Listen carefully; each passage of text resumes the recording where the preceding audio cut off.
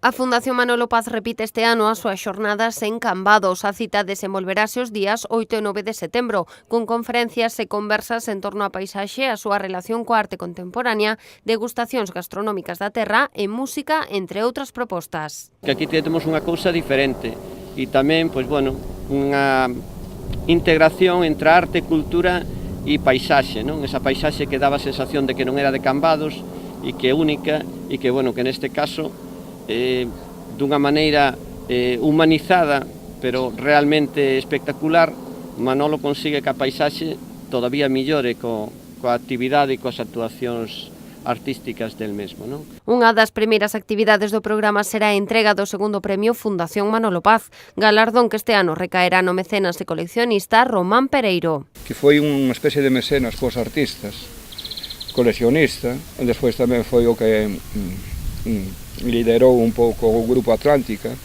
En aqueles tempos pois nos sentimos todos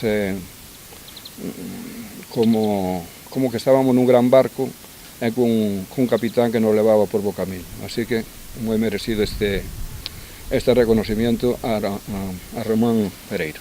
Como principal novidade, esta edición incluirá a exposición Paisaxes en título, na que participarán os artistas brasileiros Albano Afonso e Marco Gianotti, a escocesa Emma Cristón, o portugués Baltasar Torres, a valenciá Irene Grau e os galegos Juan López e o propio Manolo Paz. Dunha cousa que eu nunca pensei que aquí vieran a expoñer outros artistas. Hoxe pola mañá estivemos aí montando as obras e dixo, isto non, parece que non é normal, é como un soño que se fai realidade, non? A inscrición nestas xornadas pode realizarse a través da web da Fundación Manolo Paz.